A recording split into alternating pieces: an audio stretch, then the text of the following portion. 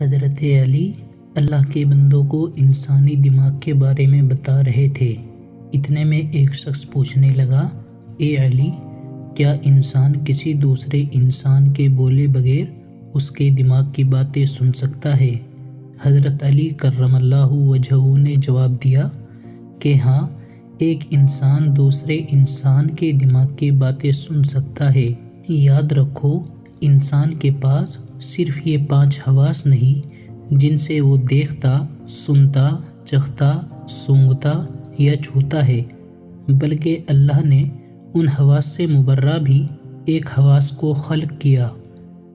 وہ شخص کہنے لگا، اے علی، وہ حواس کون سا ہے اور کیسے ہو سکتا ہے کہ کوئی انسان بغیر کہے کسی کے دماغ کی باتیں جان لے؟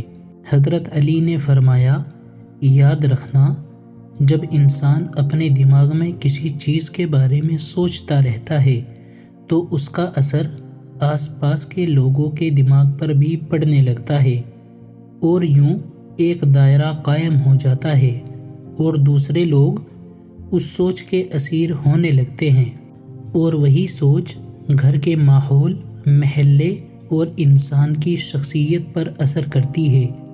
میں نے اللہ کے رسول سے سنا ہے کہ کبھی بھی برا نہ سوچو، کیونکہ انسان کی بری سوچ صرف انسان کی شخصیت پر ہی نہیں بلکہ انسان کے گھر اور انسان کے آس پاس کے لوگوں پر برا اثر ڈالتی ہے، اور خصوصاً ان لوگوں کے دماغ پر جو بالغ نہیں۔ کبھی بھی اپنے بچوں کے سامنے گناہ کی سوچ کو حاوی نہ کرنا۔ انسان یہ سمجھتا ہے کہ جب تک وہ کہتا نہیں کوئی سن کیسے سکتا ہے، لیکن حقیقت تو یہ ہے کہ بولنا تو صرف بات کو واضح کرتا ہے، بات کو جنم نہیں دیتا۔ اللہ نے انسان کے دماغ میں ایسی طاقت عطا کی ہے جو کسی کے بھی دماغ میں چلتے خیالات کو معلوم کر سکتی ہے۔ تو اس نے کہا، یا علی، اس طاقت کو کیسے بڑھایا جائے؟ ہر کسی کے خیالات کو کیسے سمجھا جائے؟ حضرت علی نے فرمایا، یہ طاقت تقویٰ اور پرہیزگاری سے بڑھتی ہے۔ یاد رکھنا، اپنے نفس کو پاک رکھو اور جتنا ہو سکے حاضر دماغ رہ کر لوگوں کے احساسات اور جذبات پر غور و فکر کرو، اور اللہ کی مخلوق کے درد کو اپنا درد سمجھو، اور جب بھی کسی انسان کو دیکھو تو یا علیمو یا کلیمو پڑھ کر دیکھو۔